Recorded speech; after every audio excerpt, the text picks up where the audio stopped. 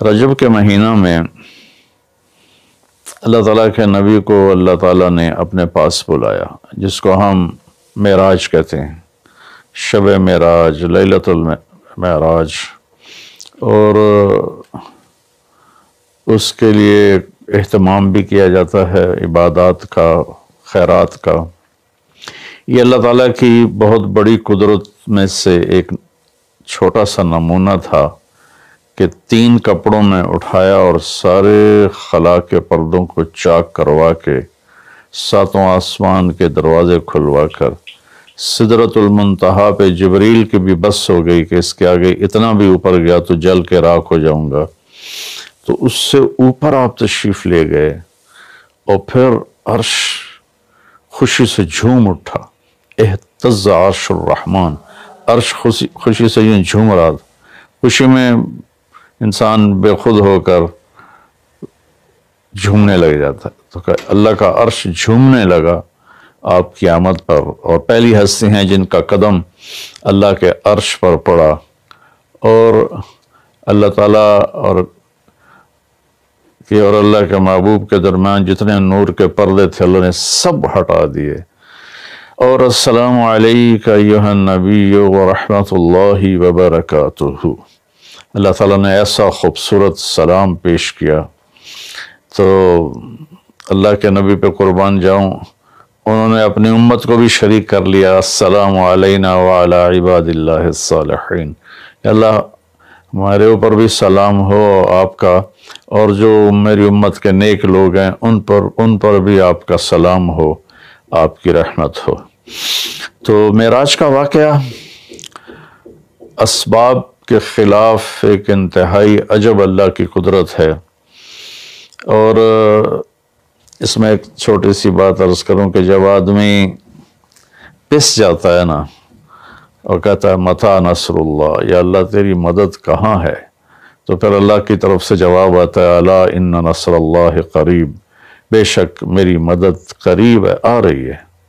یہ واقعہ طائف کے بعد پیش آیا ہے، جب آپ بے بس ہو گئے تھے، پتھر کھا کے شدید زخمی ہوئے، پھر آپ مکہ تشریف لائے تو باہر ٹھہر گئے، اندر آنے کی آپ کی سکت نہیں تھی، اور آپ نے زید ابن حارثہ کو اخنس بن شریک کے پاس بھیجا کہ مجھے پناہ دو، میں مکہ میں داخل ہونا چاہتا ہوں، تو اس نے انکار کر دیا، کہا میں نہیں پناہ دیتا۔ پھر اپنے سہیل ابن عمر کو پیغام بھیجا کہ مجھے پناہ دو، اس نے بھی انکار کر دیا۔ پھر ایک اور عرب کے سردار تھے، ان کو پیغام بھیجا، غالب بن صفوان بن امیہ کو پیغام بھیجا کہ مجھے پناہ دو، تو انہوں نے بھی انکار کر دیا۔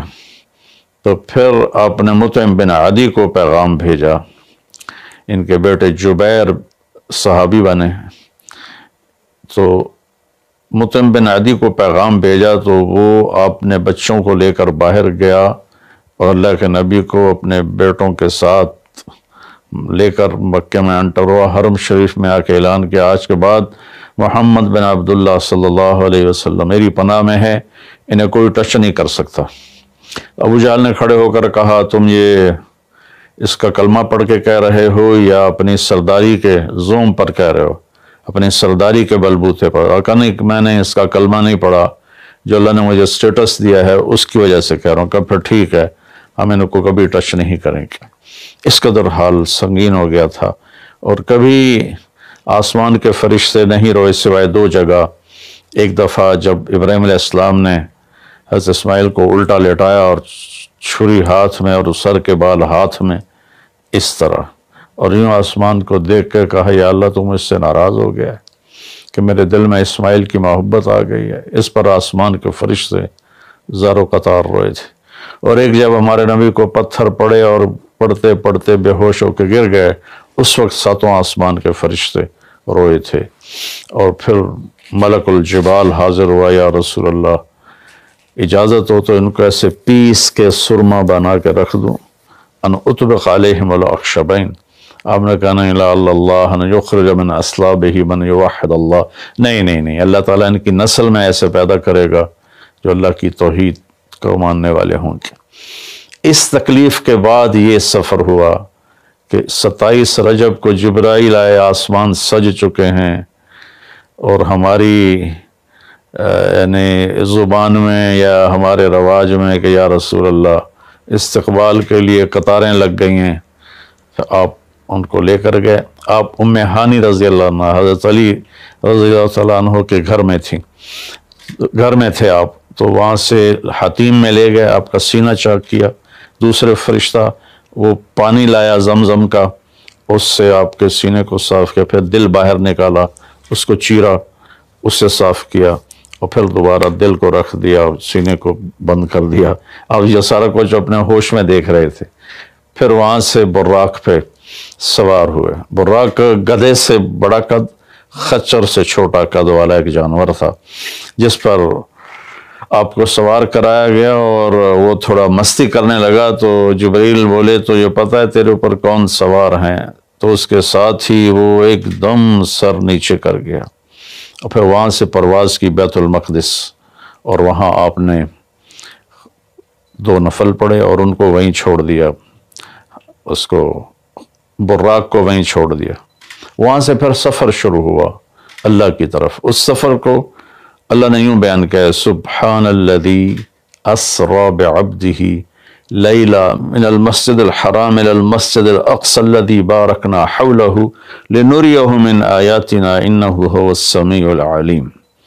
تو اس میں اہل علم کے لیے بڑا خوبصورت نقطہ بھی میرے ذہن میں آیا کہ یہ قرآن کی پہلی سورت ہے جو سبحان مصدر سے شروع ہو رہی ہے، سبحان الذی۔ پھر اس کو آگے لے جا کر اللہ تعالیٰ نے مصدر کے بعد فعل ماضی ہوتا ہے تو سبح للہ ما فی السماوات والارض کے ساتھ شروع کیا، تو مصدر آیا، ماضی آیا، ماضی کے بعد مضارع ہوتا ہے، فیوچر ہوتا ہے، مستقبل ہوتا ہے، تو یسبح للہ ما فی السماوات وما فی الارض الملک القدوس العزیز الحکیم۔ پھر اس کے بعد امر کا صیغہ ہوتا ہے تو سبح اسم ربک الاعلی الذی خلق فسوی۔ یہ قرآن کا اعجاز ہے، قرآن کی خوبصورتی ہے، قرآن کی بلاغت ہے۔ سبحان، سبح، یسبح، سبح۔ تو اللہ تعالیٰ نے پہلے اپنی پاکیزگی کو بیان کیا کہ جو کچھ کہنے والا ہوں میں سب کچھ کر سکتا ہوں، میرے لیے کوئی مشکل نہیں کہ میں اپنے بندے کو لے کر گیا۔ اللہ آنے جانے سے پاک ہے، لیکن با کا اضافہ یہ بتاتا ہے کہ اللہ تعالیٰ کہہ رہے تھے یوں ہی سمجھو کہ میں اپنے بندے کو خود لے کر گیا اوپر۔ آپ جبریل کے کندھوں پر، پروں پر سوار ہو کر نہیں گئے، آپ کا سفر الگ تھا، جبریل کا الگ تھا، یہاں تک کہ پہلے آسمان پر پہنچے تو دروازہ کھلا تو آدم علیہ السلام نے استقبال کیا، گلے لگایا۔ پھر اس سے اوپر گئے تو عیسیٰ علیہ السلام، یحییٰ علیہ السلام، زکریا علیہ السلام نے استقبال کیا، اور سارے آسمان کے فرشتوں نے استقبال کیا۔ پھر اس کے بعد تیسرے آسمان پر گئے تو یوسف علیہ السلام نے استقبال کیا اور سارے فرشتوں نے۔ پھر چوتھے آسمان پر گئے تو یونس علیہ السلام نے اور باقی سارے فرشتوں نے۔ تو پھر پانچویں آسمان پر گئے تو ہارون علیہ السلام اور آسمان کے فرشتے۔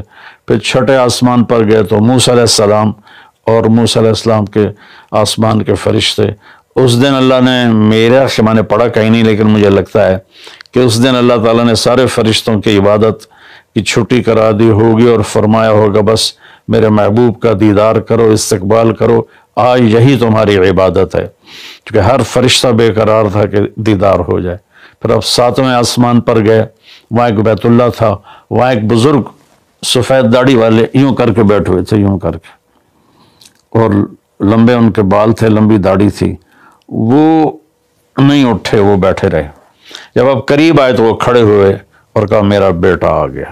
پہلے نبیوں نے کہا ہمارے بھائی آ گئے، ہمارے بھائی آ گئے، ہمارے نبی آ گئے۔ اس بزرگ نے کہا میرے بیٹے آ گئے، میرے بیٹے آ گئے۔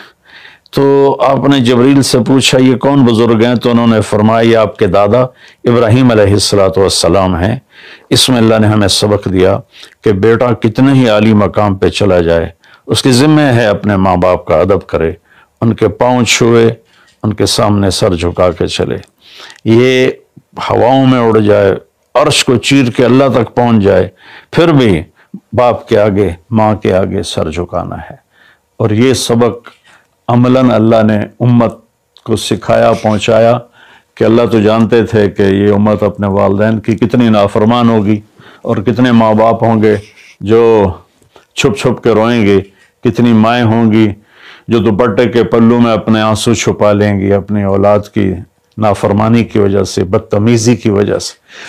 میرے نبی سے پوچھا گیا یا رسول اللہ قیامت کب آئے گی؟ تو آپ نے فرمایا اللہ کو پتہ ہے۔ کیا کوئی نشانی فرما دیں؟ ارشاد فرما دیں کہ جب مائیں بیٹیوں کے ہاتھوں ذلیل ہوں گی تو قیامت آئے گی۔ یعنی بیٹے تو کرتے ہی رہتے ہیں، اگر بیٹیاں بھی ماں کو ذلیل کریں گی تو قیامت آ جائے گی۔ تو یہ اتنا بڑا مقدس رشتہ ہے۔ آپ نے فرمایا جس نے اپنے والدین کو دکھ دیا اس پہ اللہ کی لعنت، زمین آسمان کی لعنت، فرشتوں کی لعنت، نہ اس کی نماز قبول ہے، نہ روزہ، نہ صدقہ۔ اور دوسری طرف آپ نے فرمایا جو صبح صبح ماں باپ کی زیارت کر لے تو صبح سے شام تک جنت کے 2 دروازے اس کے لیے کھل جاتے ہیں۔ نہ حال پوچھا نہ خدمت کی، صرف آ کے زیارت کی محبت کی وجہ سے، شام کو آ کے ان کی زیارت کی تو صبح تک جنت کے 2 دروازے اس کے لیے کھلے رہیں گے۔ پھر ان میں کوئی ایک فوت ہو جاتا ہے اور جو اس ایک کی بھی ایسے تعداد کرتا ہے، زیارت کرتا ہے، ایک دروازہ کھلا رہے گا۔ تو یہ اس میں ایک بہت بڑا سبق تھا ماں باپ، چونکہ پہلا قصور تو ماں باپ کا ہے کہ وہ بتاتے ہی نہیں، وہ تعلیم ہی نہیں دلاتے جس سے پتہ چلے کہ ماں باپ کا مقام کیا ہے۔ اسی میں ہماری نسل ڈپریشن کا شکار ہو گئی۔ تو انہیں کیا پتہ باپ کون ہوتا ہے، ماں کون ہوتی۔ تو آپ وہاں سے تشریف لے گئے تو سدرۃ المنتہا، جہاں بارڈر آ جاتا ہے ان مخلوقات کا، بارڈر پر جبریل نے کہا یا رسول اللہ بس آگے میرے پاس ویزا کوئی نہیں ہے، ایک بالشت بھی اوپر جائے، ایک گٹھ بھی اوپر جاؤں گا تو جل کے راکھ ہو جاؤں گا۔ تو اللہ نے ایک تخت اتارا، اس سے اپنے محبوب کو بٹھایا اور وہ گئے بلندیوں کو چیرتے ہوئے، اس نے عرش پر جا کر لینڈ کیا، آپ اترے اور میرے اللہ تعالیٰ نے کہا ثم دنا فتدلی فکان قاب قوسین او ادنی۔ اللہ تعالیٰ نے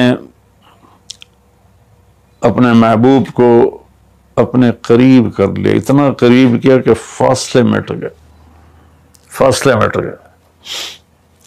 تو بھائیو پھر لمبا واقعہ ہے، لوگ آج کل اتنا لمبا سنتے بھی نہیں ہیں، تو میں صرف جانے کا بتا دیتا ہوں۔ واپسی کا بھی پورا ایک کہانی ہے، جنت دکھائی، جہنم دکھائی، جنتی دکھائے، جہنمی دکھائے، سارا کچھ دکھایا، سود خور دکھائے، بے نمازی دکھائے، نمازی دکھائے، اپنے سب کو اپنی آنکھوں سے دیکھا، جہنم کو بھڑکتے دیکھا، جنت کو چمکتے دیکھا، جہنم کو دہکتے دیکھا اور جنت کو مہکتے دیکھا۔ یہ سب کچھ آپ نے اپنی آنکھوں سے دیکھا اور پھر آپ واپس تشریف لائے۔ تو جب آپ پہنچے تو ابھی رات کا حصہ باقی تھا اور رات گزری نہیں تھی جب آپ اتنی بڑی کائنات کا سفر کر کے واپس تشریف لائے۔ تو اس میں ایک بڑا سبق ہے، وہ یہ ہے کہ اللہ نے اپنے نبی کا ہاتھ پکڑا اور اپنی ذات تک پہنچا دیا۔ ہم اپنا ہاتھ اللہ کے نبی کے ہاتھ میں دے دیں تو ہم بھی اللہ کی ذات تک ہماری بھی پہنچ ہو جائے گی۔ اگر کوئی بڑائی کے سفر طے کرنا چاہتا، بڑا آدمی بننا چاہتا ہے کہ میں تو جی گریٹ مین بننا چاہتا ہوں، میں کامیابی چاہتا ہوں، میں سکسسفل لائف چاہتا ہوں، تو کامیابی ہے کہ میرا آپ کا اللہ ہم پہ راضی ہو، جب ہم مریں تو وہ ہم سے خوش ہو کر ملے، ہمیں جنت کا پروانہ دے۔ یہ ہے کامیابی۔ یہ نہیں کہ آپ بڑے مالدار بن گئے، آپ امریکہ کے صدر بن گئے، یہ نہیں ہے کامیابی۔ یہ ہے کہ آپ سے مجھ سے اللہ راضی ہو جائے، یہ سب سے بڑی کامیابی ہے۔ تو اللہ تعالیٰ کے نبی کے ہاتھوں میں ہاتھ دے دے تو اللہ تک پہنچائی آسان ہو جائے گی۔ ایک واقعہ سنا کے ختم کرتا ہوں۔ ایک بدو آیا، کہنے لگا ہے محمد، آپ نے کہا جی۔ آپ بدتمیزی کا جواب بدتمیزی سے نہیں پیار سے دیتے، جی تیری 3 باتیں بڑی عجیب ہیں۔ آپ نے کہا کیا؟ تو کہتا ہم باپ دادے کا دین چھوڑ کے تیرے دین پہ آ جائیں گے، ہم کیوں چھوڑیں باپ دادے کا دین؟ کہا اچھا اور؟ تو کہتا ہے کہ ہم مر کے مٹی ہو جائیں گے اور پھر دوبارہ زندہ کیے جائیں گے۔ کہا اچھا اور؟ تو کہتا ہے سورے عرب کو تیری امت فتح کر لے گی، ایران اور یورپ کو بھی تیری امت فتح کر لے گی۔ تو یہ کیسی بچوں والی باتیں کہا، ان کو روٹی نہیں ملتی اور یہ سنا رہا ہے ان کو کہ اس سے کیسر اور کسرا 2 بڑے بلاک تھے اس وقت۔ تو آپ نے مسکرا کے فرمایا انشاءاللہ تیری عمر لمبی ہوگی، تو دیکھے گا کہ سارا عرب و عجم میرا کلمہ پڑھے گا۔ پھر تو دیکھے گا کہ سارا عرب و عجم یہاں مدینہ ڈھک کے آئے گا، اور پھر تو دیکھے گا کہ اللہ تعالیٰ قیامت کے دن تجھے بھی کھڑا کرے گا، مجھے بھی کھڑا کرے گا، اور میں تیرا ہاتھ پکڑ کے تجھے یاد دلاؤں گا کہ ہو گیا یہ زندہ ہونا کہ نہیں ہوا۔ تو وہ کہنے لگا نہیں میں نہیں مانتا، تو چلا گیا۔ اس نے پھر ابوبکر صدیق کے دور میں دیکھا سارا عرب فتح ہو گیا، کہنے لگا پہلی بات تو پوری ہوگی، ساری قوم نے کلمہ پڑھ لیا۔ حضرت عمر کا زمانہ آیا تو کیسر اور کسرا پٹ گیا، تو کہنے لگا دوئی گل بھی پوری ہوگی، ہن باویں تری ہو ہی نہ جاوے کدائیں، چلیے بھائی کلمہ پڑھیے۔ تو وہ وہاں سے اپنے علاقے سے آیا، حضرت عمر کے دربار میں آ کر اس نے کلمہ پڑھا۔ جب وہ آپ کی محفل میں آتا آپ اس کے لیے کھڑے ہو جاتے، بڑا اکرام کرتے۔ تو ایک دفعہ فرمایا کہ تم دیکھتے ہو میں اس بدو کا بڑا اکرام کرتا ہوں، میں اس محفل میں تھا جس میں اللہ کے نبی نے کہا تھا کہ رہے گی تیسری بات تو تیرا ہاتھ پکڑ کے بتاؤں گا کہ ہوئی کہ نہیں ہوئی، ہم مر کے زندہ ہوئے ہیں کہ نہیں ہوئے، اور قیامت کا دن جس کا ہاتھ میرے نبی کے